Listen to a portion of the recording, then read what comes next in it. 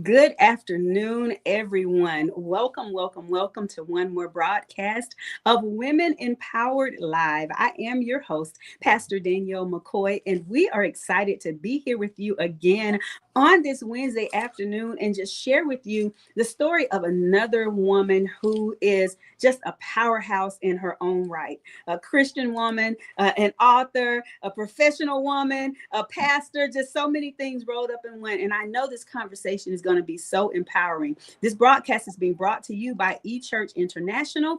eChurch is the place where people meet God and Christians are equipped. You can join us every Tuesday morning for our Testimony Tuesdays, and then on Wednesday for our Women Empowered Live.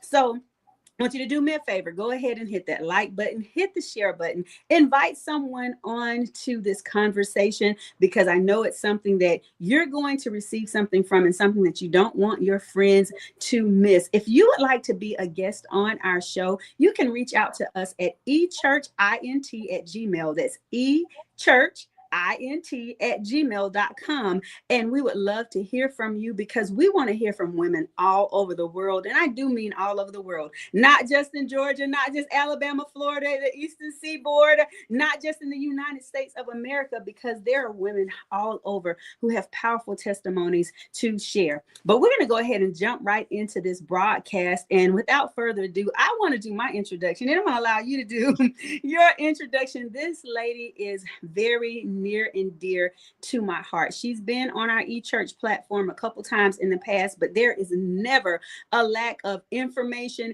new information that she is bringing to us. She is just a gem and a wealth. I know that I met her actually when I was a teenager. That's right.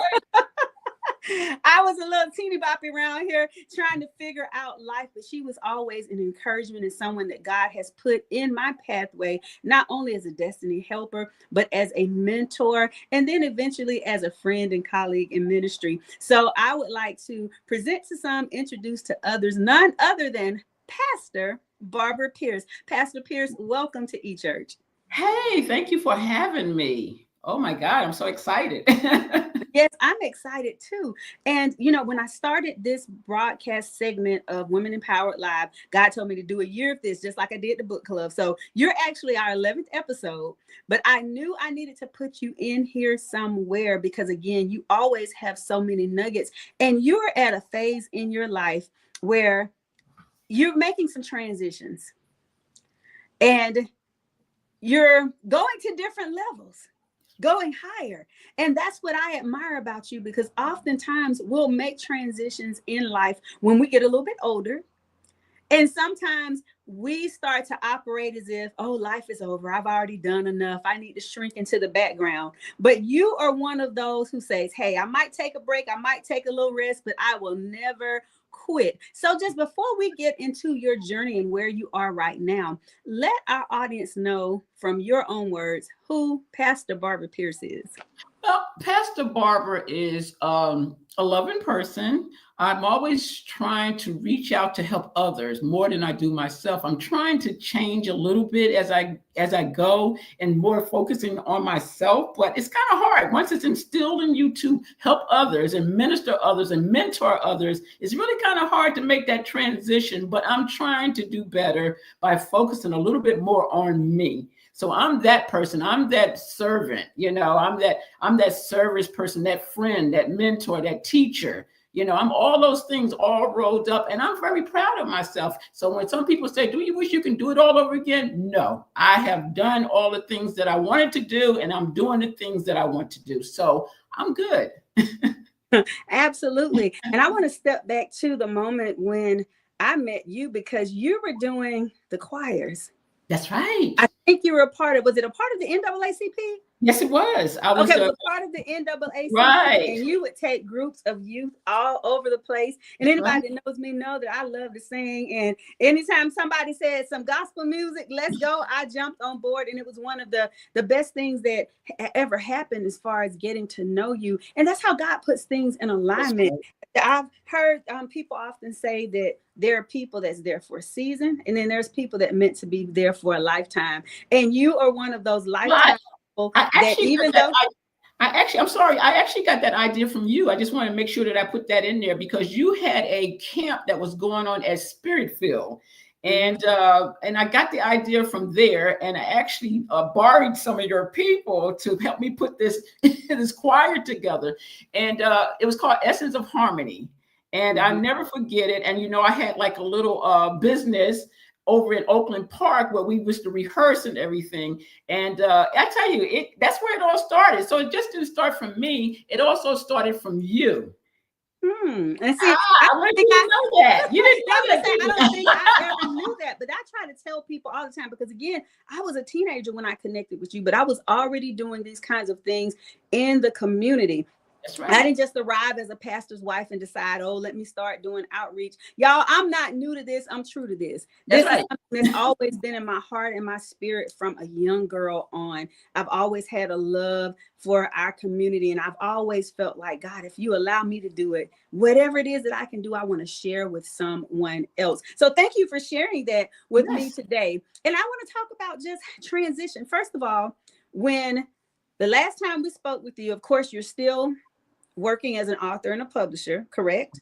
That's right. You've always been in ministry in some capacity, but you've also moved into a new position in ministry. I think you were an elder when you were here before. I was a deacon first. Okay. Then I was ordained as an elder and now have been installed as a pastor. So I'm pastoring now. I'm pastoring a youth church, which is called National Children's Church Academy. So we do more teaching, not preaching. Right. Ooh, I love it. I love it. And then you have also, the last time we talked to you, you were living in the area, but now you are out of the state of Georgia. Where are Love you now? it. That's right. I'm in DFW, Dallas Fort Worth. I moved here during the pandemic. My daughter became ill. I came back to Georgia for about a year or so, and then I moved back. Well, actually, I never moved from DFW. I just stored my furniture and stuff like that, went back to Georgia. Then I came back. And so I've been back now for almost 2 years. And I tell you, I love Texas. It's a starting over for me. And starting over is exactly what it is that we want to talk about. Our topic today is embracing change. And I was sharing with you offline. I did a live on yesterday morning talking, and the title then was God Will Not Take You Anywhere That's Unnecessary. He won't lead you anywhere that's unnecessary. He won't tell you to go anywhere that's unnecessary. And we came from the book of Ruth. And I just want to remind the people of the word of God. And then we're going to continue in our conversation. But in the book of Ruth, it gives us the story of Ruth, Naomi, which is her mother-in-law. Mhm. Of course, Ruth was married to Naomi's son, Right. but we always hear about Ruth and Boaz. And oh, Mhm. she found her Boaz. She found the man of her dreams, the man that would take care of her, the man that would provide for her. But what we don't remember is how she had to get to that point. That's right. Because, right, because Ruth was married to Naomi's son who ended up dying. That's right. With his brother. Hmm. Right. And so Hmm. she had to go through the grief of the loss of a husband, the grief of death, the grief of being a young woman and trying to decide, okay, how am I going to make it? Because I don't have a husband anymore. And we know, if we know in the culture back then, that was a big thing because if you were a widow, then people would help take care of you, but they kind of looked on you as being pitiful. Right. And so, and then after that, Naomi decides that you girls go on back, for her and the other sister-in-law, y'all go back to where you came from, and I'm going Hmm. to go back to my people. So then Ruth had to make another hard choice.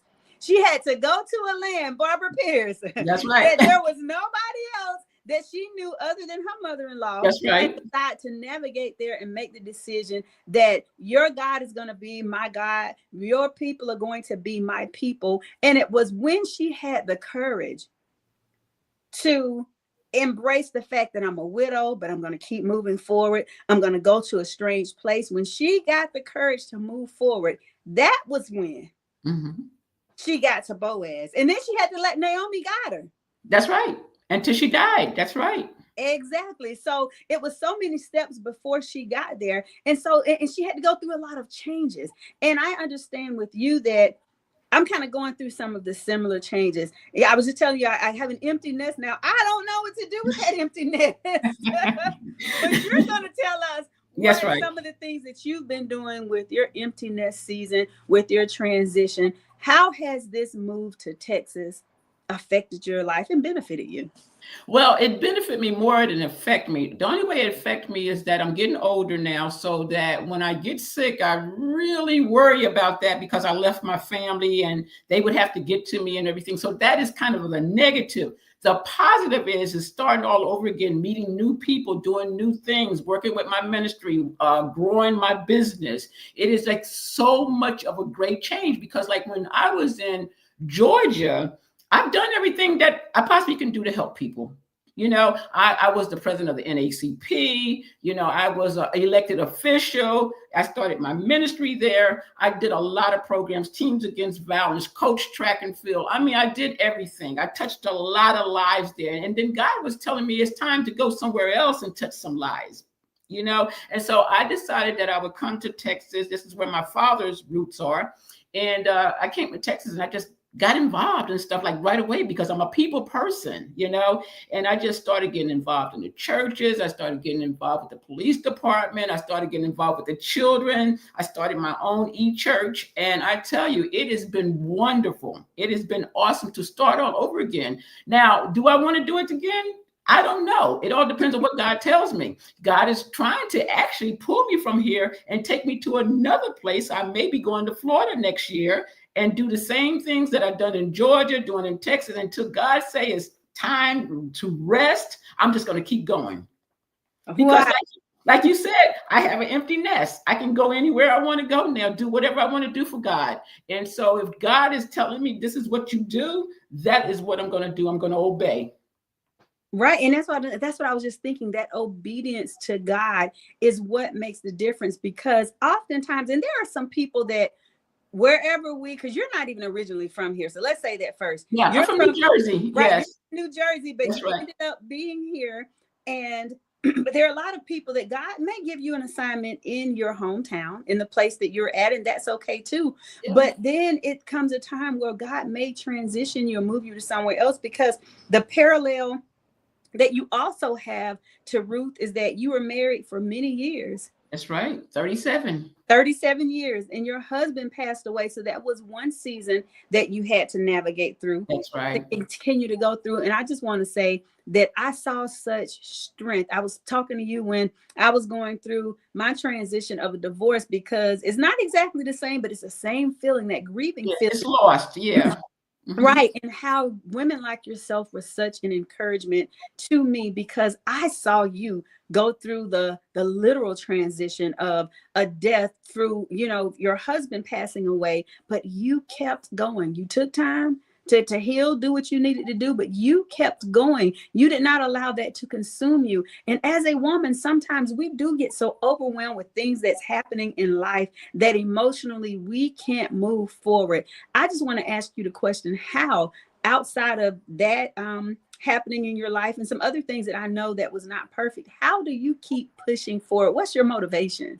A lot of things, right? So I think that becoming a child of God, because we always say that we are Christians, we always say that we believe, but do we really believe? And a lot of times you don't know until tragedies happen, until different things happen. And I remember when my husband passed in 2014, for one, I had to grow up, because he was the man. He's the one that always taking care of you, provides you, guides you and all that. Even though I was doing things, it's like I felt like he was my protector at that time. I really didn't look at Jesus as being, a friend of mine at that time. I'm just telling you the truth, right? So when that happened, the first thing I started thinking about, oh God, what is I'm going to do now? I started thinking about the bills. I started thinking about, just don't have that person, that best friend anymore that I can communicate with. So one day I just got on my knees. I never forget this. Is right after my husband. I got on my knees and I gave it all to God. I said, God, I can't handle it. I cannot handle this. I'm going to give it all to you, every bit of it. A lot of things happened there, Pastor. I mean, things just started coming to me, and I didn't know anything about what to do, but they just started coming to me. I can give you one example. So I needed to get another job. And I can't remember why I had to do. Just amazing. Sometimes you can't remember when God is giving you that road. Sometimes you can't remember certain things. You just follow that road, right? And it's like I went to the Social Security place, and at that time I was only 59 years old. No. Excuse me. Let me go back. I was 61 years old, and I said to this guy, and I never forget him. His name is Mr. Kelly, and he was blind, and I would never forget him because I kept thinking, well, how is this man going to help me? He's blind, right? And he had the braille on his computer and everything, and he went into that, starting to look for things that I asked him for. But then he asked me, he said, are you getting Social Security? And I said, well, I'm not 62 yet. I'm only 61. He said, no, but your husband is gone. And I was like, yeah. He said, you're supposed to be getting beneficiary income, right? And I'm like, what? And so, while I'm trying to get a job and everything, trying to figure out how I'm going to pay the bills and everything, he said, I'm going to set it up for you. So that very next month, I got a check from my husband. And I was 61 years old, and I could have gotten it when I was 60. So I learned that. So I passed that on to other people now that become widowers and don't know what to do. And I said, how old are you? And I said, you could be getting your husband's money. And I tell them how they can do that, right? So those are kind of things that was happening to me, things where I didn't know what I was going to do. And all of a sudden something would come up, a check or anything, I don't know. And so if you leave your life to God, and you trust in God, God is going to make sure you're okay, because he would never leave you. And he's going to make sure. Now, that was just one part of my belief. The other part is now I got to meet who Jesus is, because I never was a strong believer of Jesus, although I was always a strong believer of God, being that there are three persons in one. I didn't know that at the time. I had no idea what the Trinity was. Okay. So I started taking that journey to Jesus, and I'm writing a book right now called My Journey to Jesus. And I started meeting and finding out who Jesus was. And after I found out, now Jesus is my best friend. I take Jesus everywhere I go. And as the kids used to say in Ebonics and slang, he's a bad boy. And so that's my story of how my faith started growing. That's when I became a deacon. And then a couple of years, 3 years later, I became an elder and now a pastor. And I keep growing. I'm still in school. I'm going to New Birth Theology and working on my master's. And I just tell you, it's just awesome when you have faith and you believe and you leave it all to God. He's going to take care of you. So sometimes when I get to those points where I say, okay, what do I do? What I do now? I go to sleep. God talks to me. I have these conversations. I know people think I'm crazy sometimes, but I have these conversations with God. And so they always say, it's okay if you talk and I answer yourself. I do both. And so, so being a woman of God now has really changed my life. And it gives me that motivation that you asked me about. It makes me want to live more and more and do more and more in my ministry. And so that's where I'm at now. That's where my energy comes from.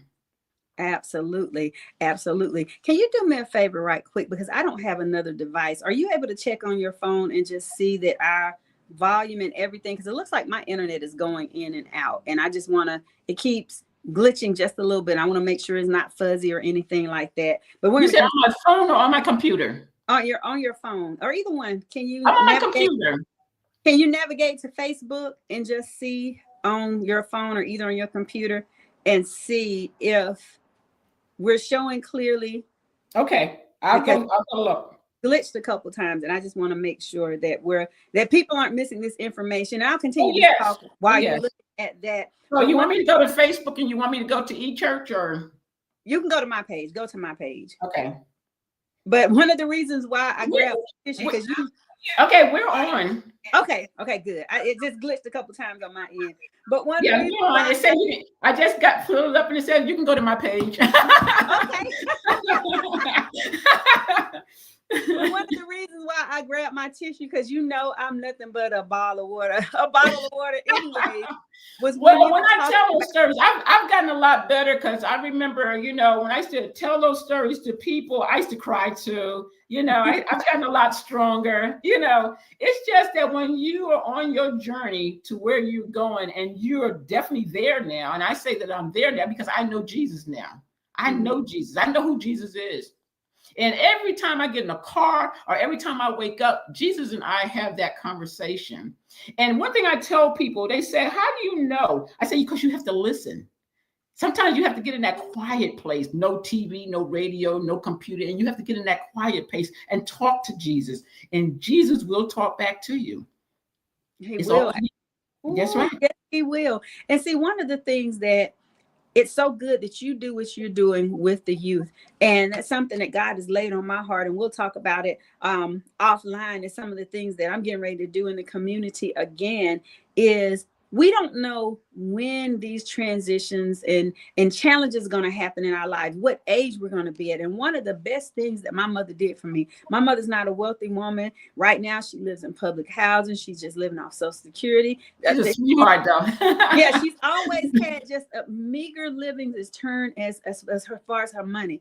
But my mother was so rich, is so rich in spirit. And one of the things that she gave me that is priceless, that's far worth more than billions of dollars, is she introduced me to Christ at an early age. She brought me to church and she made me go to church. And that's why I was getting emotional, because people really don't understand the value of having a real relationship with God. The enemy thought he was going to steal my life and my destiny and my future when I was a teenager. And I said, devil, you are a liar. No matter what comes, I am going to stand for God no matter what. I've learned how to just shake it off, because it's something about that supernatural power when you are connected, that when the challenges and the issues come, it's like, okay, I got to go through this, but that's okay. I know I'm not by myself. And what the word says, I know that I'm going to come out okay on the other side. And sometimes you got to go through it. That's right.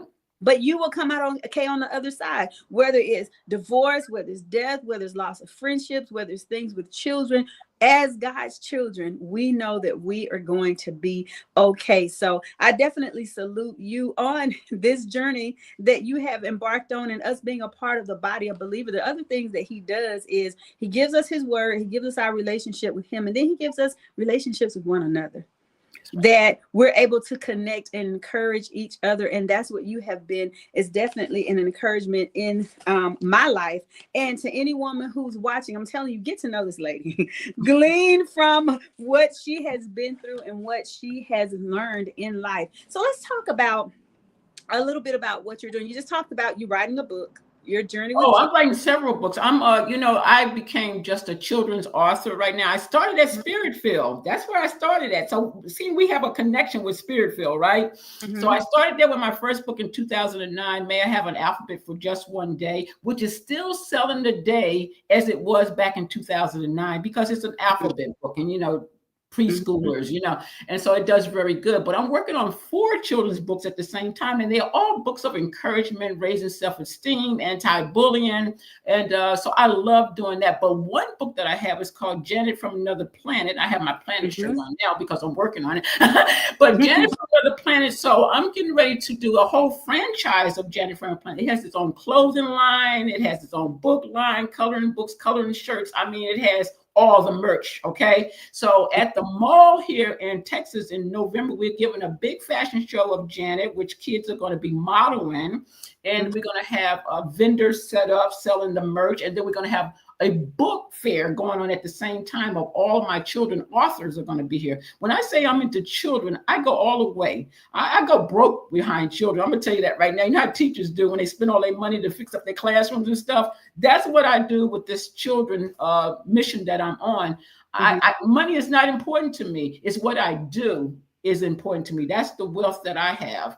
But yeah, I have a lot of stuff going on now. Sometimes I have to spread it out a little bit so that I won't get sick or anything, because I am at that age now that I have to watch my blood pressure and all that kind of stuff. But I'm really enjoying life, and that's what's important to me.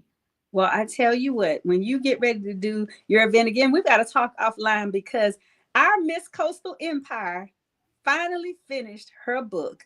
She's uploaded it to be published or to get the books back. So she should have those back any day. And definitely it's a children's book as well. Okay. And Ooh. her platform is To Self with Love.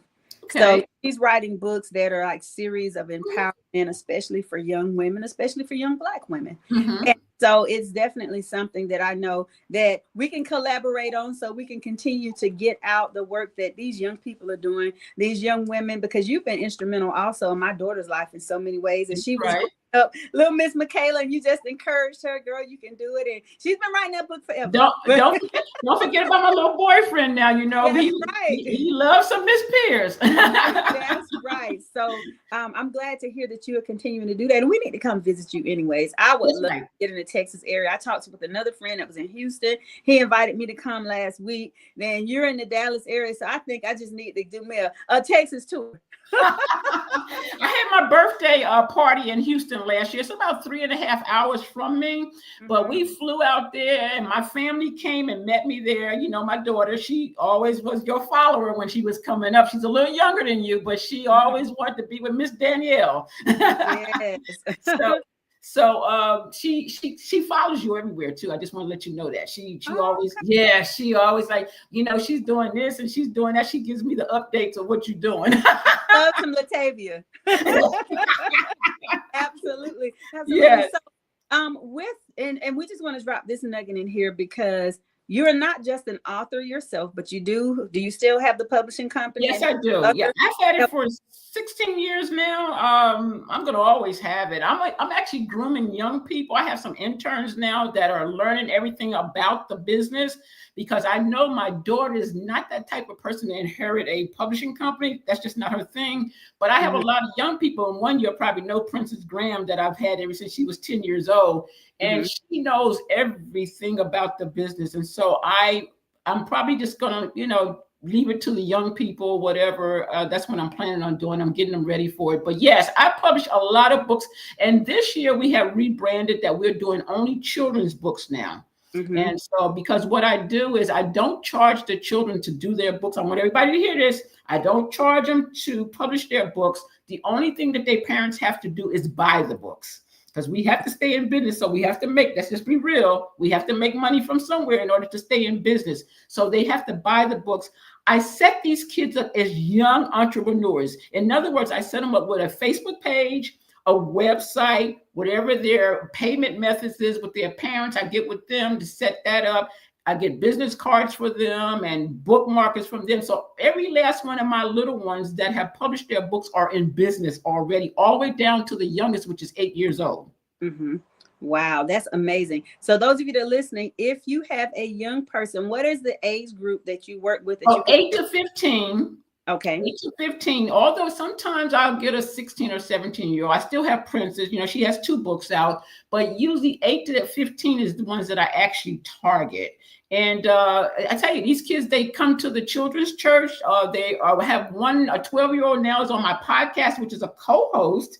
And she's doing a segment of her own of self-esteem and anti-bullying, where she tells stories about what happened in school or whoever she interviewed or whatever. And she's only 12. See, we have to start these kids off when they're very young, and that gives them the road where they want to go. Like my Princess Graham, she has gone through art since she was 10 years old with me, but she wants to be a real estate person. So she's going to college this year to be a real estate person, because she says that it's something where she knows that she's going to make money. Because, you know, a starving artist, you never know, you know, but she still is going to do art on the side. And so she still is working with us. She's our host of our podcast. So a lot of these kids I just feel so good about, because I've seen them since they were very young, like you. And look at you guys now. And I just feel like I'm a part of your life. Oh, my God. Absolutely. And you know, and that you have been such a great mentor, and you are such a giving person. Anybody that knows, you know, you basically give the shirt off your back just so you can see someone else succeed. And especially with the young people, it's such a great work that you are doing. Let's talk just a little bit about the ministry there, because I want to get an understanding of, now you were part of a ministry here. So is this ministry connected with that ministry, or is it just somewhere that you went and you just met people? When I say I started all over again, Okay. I mean, I started all over again by rebranding my business, by starting a couple of other businesses that I have. I design jewelry, and so I do custom jewelry. I go all around doing vending for that. Also, I have a health product that I'll talk to you about later that's really good for your diabetes, your energy, your cholesterol, all that kind of stuff. So I do a lot of things. And when I say I started over again, I mean, I started over again. Now, the ministry came from this. I joined the church here. I went there to be a youth minister, but when I got there, they changed ministers on me. And when they changed ministers on me, this minister didn't believe in women being leaders in the church. Yes, he didn't accept you being a pastor. Yeah, so I had to leave that church, right? Mm-hmm. So while I was there, I had fell in love with these children. I had started doing things, writing plays for them, all that kind of stuff. So when I left, it really hurt me, And then I started saying, I'm not going to let anything stop me. God has me on this road. So that's when I started my own e-church. And I tell you, it started in January of this year, and it is doing so good. And then I incorporated the arts into it. So that means it brings kids there that want to write books, that want to do music, that want to do acting. It brings those kids there. They get the word. And then we talk a little bit about their art experiences. So it works out really, really good. And listen to this. I have just as many adults as I do children, because you have some adults that don't go to church, that don't know about Ruth, right? That don't know about Phoebe, that don't know about Deborah, and all those women or courageous women of the Bible. They don't know about them. So when they come and we talk about them, they're like, oh God, I didn't know that. I learned something today. They didn't know simple things like Elizabeth and Mary was cousins. So John the Baptist and Jesus was what? Cousins, right? They said, what? They were related? I'm like, you didn't know that? So I'm finding out that a lot of the adults that I'm getting with the children, they're learning along with their children. So we're all children of God. And even though it's a children's church, everybody's welcome. So that's been working out very, very well. And the face of ministry is changing so much that there's so many different ways to reach people that we would not have had the opportunity to reach before, even with young people. Because I remember, and you remember too, how hard it was to go across town and pick this child up and try to shuttle them here and there. And now you're able to get them online. And I was telling my bishop the other day, I went to a service that was different, a little untraditional. A lot of the stuff was being done on the screen and remotely. And we just talked about the fact of how this is what this generation understands. Mm-hmm. This is what they embrace. And nothing could, in my opinion, really replace and take the place of in-person worship. Is just something about that face-to-face fellowship. But you can get more people involved. Yeah, you can get more people involved. Because we have kids in there from South Carolina, Virginia, California. These kids are from all over. At one time, I had 100 kids on there. And I was like, oh my God, and they was from all over. So they go get other children. And when that's right. And then sometimes when I can see the kids on there, I see the parents have them sitting on the couch, 2, 3, and 4 of them sitting on the couch right beside each other. And I'm like, wow, that's church. Now that's church, and then sometimes I can hear the parents giving them the answers, and I'm like, okay, so the parents are working with them. So we have parental involvement, right? So it's just so many good things that can come out of doing an international or national church. It's a lot of things that can come out of it. And a lot of other pastors have come on to open up prayer for us, or to close prayer for us, or to be a speaker or presenter. So it's working out really good. I do want a physical building, but I don't want to do it by myself. I want other youth pastors or pastors to come in with me, because sometimes I may have to travel or something and may not be there, and I want it to continue to go on that Sunday or whatever. So I am looking for a building to have a physical, but still yet do the e-church together, because we can do them both together. Right. And you'll be able to reach so many people. I'm excited about what God is doing for you there and how he's just working through the ministry. But we're going to turn the corner just a little bit too, because I have so many questions. Now, we got a few minutes left, but I have to ask you this question because, again, Ruth's story did not end with, of course, the tragedy of her losing her husband, but God gave her the opportunity to rebuild, get into a new relationship, a new marriage, and flourishing. What has it been like with your starting over on the dating scene? We got to talk about that. Okay. Well, like Not to like be I was too telling intrusive, but tell us what you want us to know. Okay, so like I was telling you earlier, is that as far as dating or relationships, I kind of stepped back a little bit and more focusing on me now.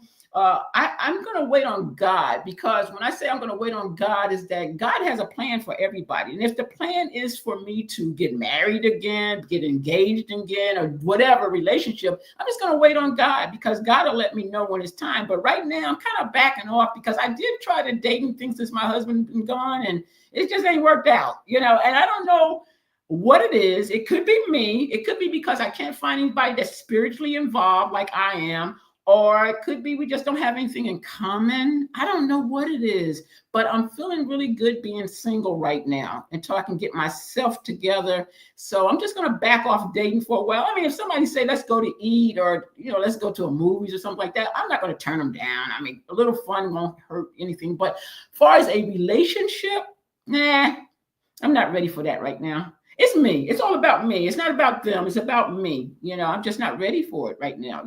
And my daughter keeps saying to me, Mom, you'll never find anybody like Dad again, because I see that's what you're trying to do. I'm like, no, I'm not trying to find anybody just like your dad.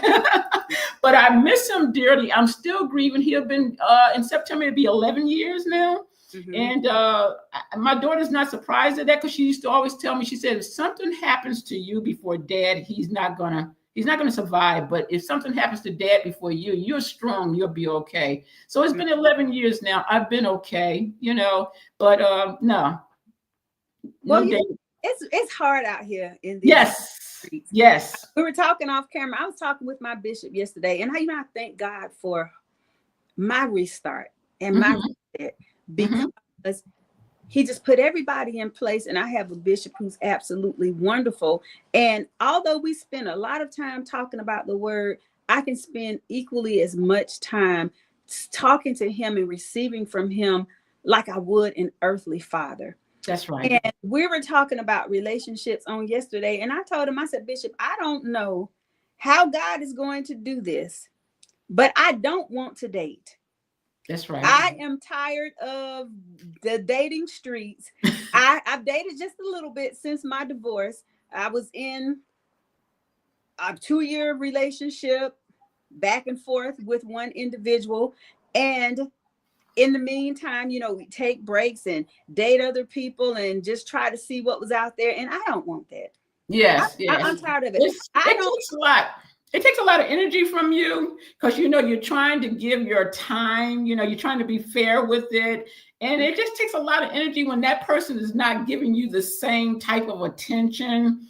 And I just said, you know what, I'm okay. I'm single. I'm okay. I'm fine. And so until God has revealed the person that he wants me to have, if he wants me to have anybody, I'm just going to wait around. We got to be okay, first of all, with ourselves. And that's why I wanted to get into this, because you and I were talking offline, and you were saying how you are okay with you. That's right. You're okay with you and by yourself. And oftentimes that's a hard pill to swallow. I know for me, I had it all figured out. This was the it. I waited a long time to get married, and I knew that was it for forever. And I know one of the reasons why God allowed me to transition is because since I was 18 years old, I was responsible for somebody else. I told you I never got a chance to what I feel like really grow up. Yeah, that's what I call it. I get a chance to grow up and be by myself and learn me. And I am in my Esther season as well. I've gone on my last date as of probably a month or so ago now. And I just decided after that, I said, you know what, God, I'm closing the store for right now. We got a close sign on the store. And I am going to take the year that my therapist suggested for me that I didn't listen to when I first got divorced. And she said, Danielle, give yourself 4 seasons. I took a couple, maybe a season and a half. Right. I mean, Miss Barbara, come on. They're I not know. gonna let me stay out here single for too long. Brothers are falling out of holes trying to snatch me up. And I just, didn't take the time for me. But I am so satisfied and happy with who I am that I don't have to have somebody else. I would love to. I would love to be married again. I am a wife. I am ready to be a wife in my soul and in my spirit. But I also understand, God, that you give us time and seasons for everything in our lives. And I personally don't feel like it's the season for it right now. Right. I don't know if I want to be a wife again. I'm just being serious with you. I think once you've been single for so many years, for 11 years now. Remember, my nest has been empty for a long time. So I've been single by myself for 11 years. It's not like I had some kids at the time when my husband passed and then, they left the house. I was single when he died, so that 11 years that you get set in your ways, I tried it, I was engaged and I tried to do the little family thing again, and it's just not me. So God knows that, he knows that I'm not the wife material right now. Well, see, now I don't want the family thing all over again as far as someone with children, small children that would be in the household with us. That I'm not looking for, but I would like the experience because thankfully my ex-husband was wonderful. He came in here, embraced my children, and we had that family experience, and I wanted to give my children that. But before our nest got empty, our marriage ended. So I have not gotten the experience of being a wife and it's just me and him. Right. And that's the experience that I want to have. Now, I'm sorry, brothers is out there listening. If you think I'm cute, if you have children who's under the age of 18 that are living at home with you, we're not going to be a fit. My daughter's always bragging about it. She said my mom is like up in her 60s and she still pulling them in. And I'll be like, I am. She said they always calling you and they're just friends. What's wrong with just having friends? I have more men friends than I do women friends, and we just talk, not going out on dates or anything. We just talk. And so I feel good when she said that, though. She said, Mom, they still at you. Now, you know what? I'm going to keep it real on this live. They're after you because of your personality, that's your right, and your wits, but they also looking at those hips now. Oh! Because that's what Latonya said. That's exactly what she said. She said, Mom, one thing about it, you still got those hips. And I was like, you still got those hips. I remember we went to wherever it was that we went for a rally, and you had gotten dressed. Like sometimes you'll have big tops or jackets and stuff on, but I think you had a kind of finish. I said, girl, where you get all that from? I tell them all the time, I got that from my mama. Girl, I wish my mama had gave me some. Where you at, mama? Where's mine at? Why didn't you give me some? Yeah, and then I don't want to be a cougar, because if you're a cougar, then you got younger men thinking you have something. And I've saw this before as coming up and watching women with younger men and how they just destroyed them, took everything that they had. I've seen that happen. I'm like, I don't need no young men. I'm not taking care of anybody. I'm nobody's mama. Where my pillow at? Lord, I've been a cougar before. But no, actually, I was actually a cougar in my marriage. My husband was 10 years younger. Oh, yeah. But he was your husband, though. Right. But of course, he was very, very mature. In fact, people used to think. Yeah, it's hard to tell. I know, Dr. Taylor. It's kind of hard to tell that he was that much younger than you. Right. But then after my divorce, because I'd had that experience, I thought that the next young man or younger man would be the same. Got someone roughly in the same ballpark that was attractive. I mean, these younger men, they just love Miss June. And so I keep telling them, baby, I'm old enough to at least be your auntie, if not your mama.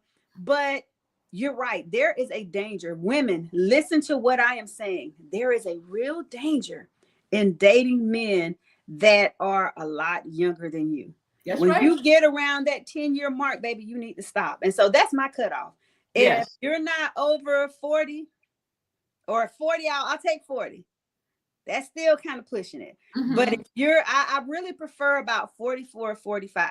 And that's still a couple years younger than I am, but not too much. That 10-year gap, anything beyond that, there's a real danger in that, because you're right. There's already an absence of maturity or a difference in the level of maturity. And like I Mm-hmm. was telling somebody the other day, when I got married, we sat down and I had my plans. Look, this is what I want to accomplish and doing. Like, brother, are you going the same place? Can you handle this? Because if not, we can go our separate ways. But Right. you know, you got these young men out here that they think all they got to do is come to the table with their smooth talk Mm-hmm. Mm-hmm. Mm-hmm. and will pretend that this is where they're going because we lay our plans out and they get the ammunition to use against us. But it's something about that immaturity and the games that they're playing at that age. I Mm-hmm. don't think I'll ever do it again. Yes. Ever. I want to see your ID and your birth certificate before we go on, because there are some men that are out there in any age bracket, but especially in this younger age bracket, there is this street mentality. Get you an older woman so that she can pay your bills, help That's right. take care of you, buy you some nice things, because we're such nurturers. Now, see, that's Mm-hmm. what I'm a nurturer. If I see that you need, you don't have to ask me. I'm just going to do because I want the people that are around me to be well. But there are people that will really prey on it. And these YNs, as they're called, Mm-hmm. will definitely prey on that. And so I would say, unless you know you've got a good, strong, godly man, and of course, that's what my ex-husband was, but other than that, if you don't have a good, strong, godly man, because a godly man will have some morals and a conscience. A godly man, regardless of the age, should say, I'm not going to do this.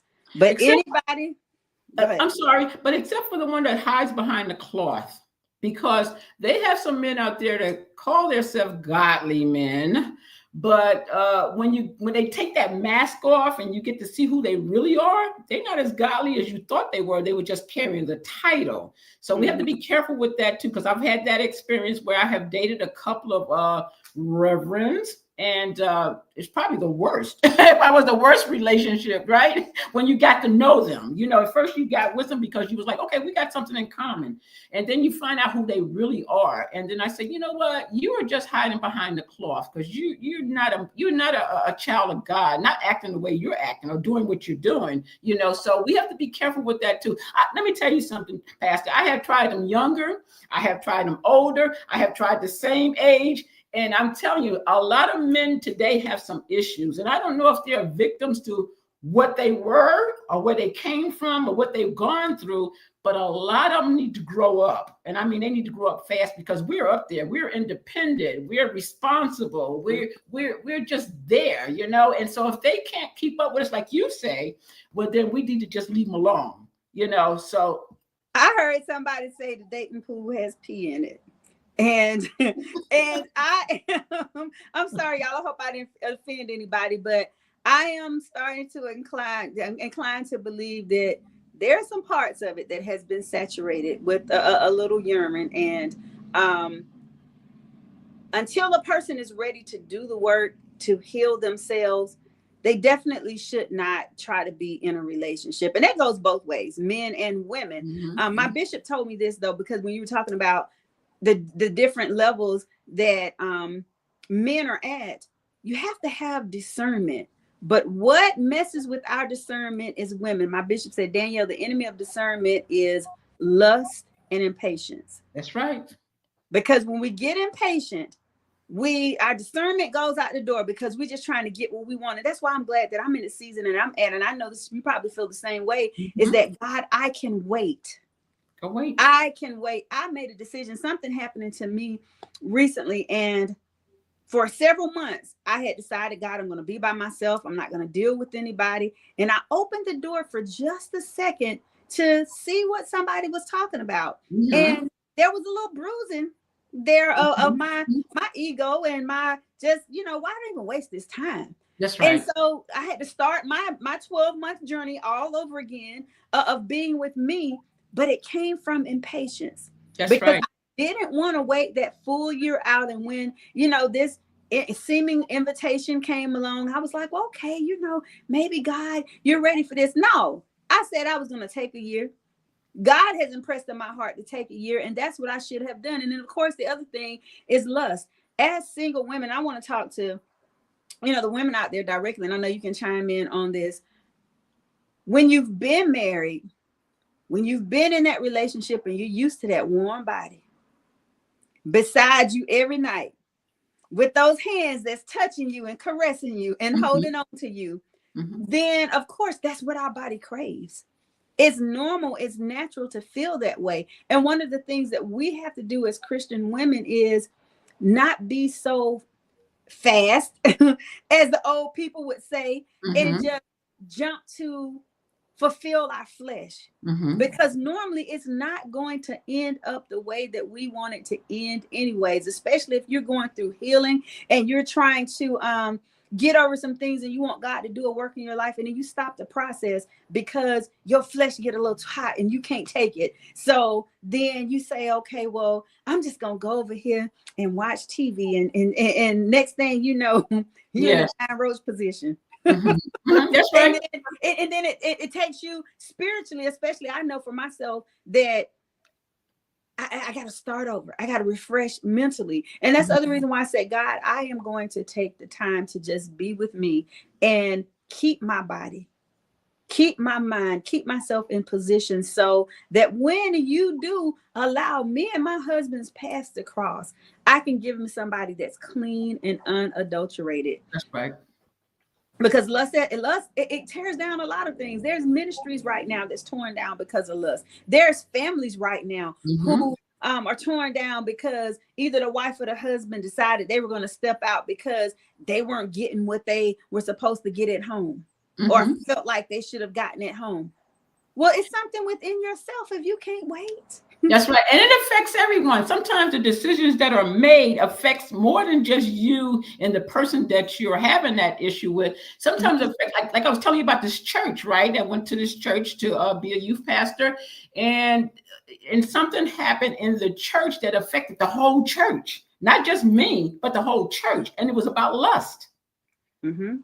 And it was from and I'm not calling the church out or anything, so I guess I can kind of say what it was. It was about the pastor uh fooling around in the Mhm. church, getting someone pregnant, so that, they had to get rid of this pastor. Like you've been hearing from a whole lot of pastors now lately, getting caught up in that.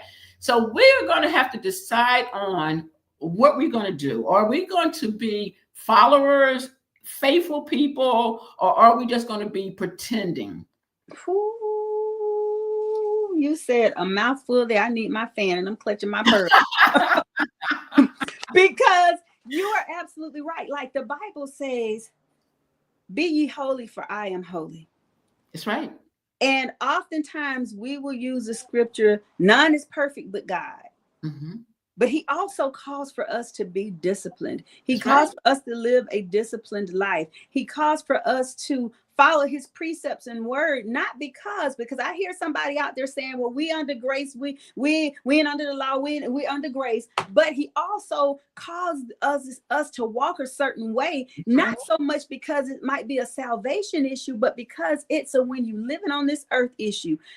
This is how you're going to make it and not have excess heartache and heartbreak. That's This right. is how you are going to make it and be able to stay focused, because I have lost sight of, I got to tell the truth on me, so many opportunities and things that I could have, should have done and accomplished. But because I was caught up in a situation that took my eyes off of God, because my flesh was being Hmm. tingled. I Hmm. was being enticed. If it Hmm. wasn't to the point of, because I've always tried to keep myself, so if it wasn't to the point of just putting myself out there in an intimate situation, it was because I was hearing those words, or somebody was saying what I wanted to hear, and they was giving me the time, and I was spending the time with them that I should have been spending on my assignment. So you're Yes. right, it affects not only other people, but sometimes it affects our destiny and our assignment, because we look back and we say, God, where did the time go? I was supposed to complete this thing in 2021 and it's 2025 and I'm still working on it. Yes. Yes. But what I love so much is that when we are faithful people, faithful women, sometimes we do get off the track a little bit. We kind of like,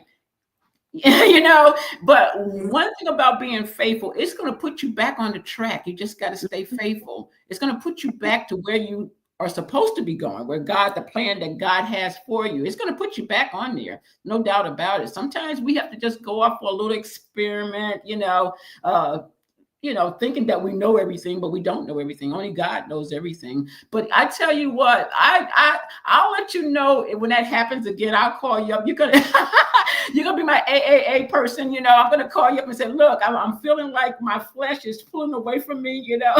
And you say, no, Pastor Pierce, get back on that track. Okay, woman of God. That's all I'm going to say, woman of God. Woman of God, get back on that track. We've got to be reminded of who we are, because that's right. what the enemy comes in to do. He comes in to distract us so that we lose our identity in a situation and we forget who I am. And then the Holy Spirit comes in and it starts to convict you. And that's how I hear him talking to me. I can be in the middle of a situation where I was just getting ready to take that phone call and go over here and eat that dinner. At 10 o'clock at night, when we could have ate at 7 o'clock, and the Holy Spirit to say, woman of God. That's right. And I'd be like, That's right. At 10 o'clock at night, that's a booty call. I'm staying at home.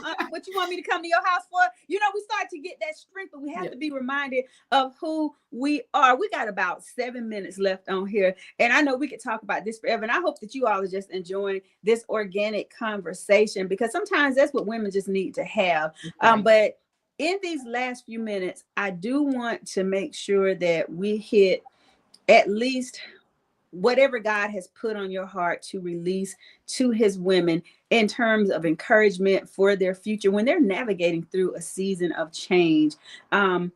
What is it that you believe that you have the message to share with women who's in a season of what is uncertainty? Because I know you've dealt with that. Maybe in a season of loss. Maybe in a season of starting over, maybe in a season of, like you said you were when you went to this place and you were trying to find a job and you just didn't know what was going to happen, but God opened up some resources the other way. What are your words of encouragement? So I think women, we are strong anyway. We're strong by nature. I mean, women have gone through so much, coming through slavery, coming through male chauvinistic. We have, is that a word I just made up? But anyway, we have come through so much. And I just think that we have to learn our own strength. We have to learn our own wealth. We have to learn who we are. And that's what I had to do in the years after my husband passed. I had to learn who I am. Who is Barbara Pierce? Who am I? And then that, not only becoming more faithful and giving myself to God completely, I learned that I'm not going to let anything or anyone detour me off that track.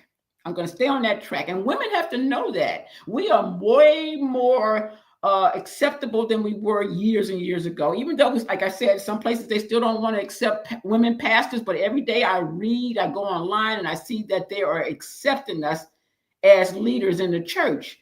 Now, I don't know what Bibles that these people are reading, but if they go back and read about Paul, St. Paul, they'll see that it wasn't really meant to be like that, that women are not leaders, because he had women leaders in his church, okay, in his ministry. So therefore, I want to tell all women, stay with God, because God would guide you. Stay strong. Don't let nobody talk you down, talk around you, or try to persuade you to do things where they feel like you are a woman and you're not strong, because we are strong.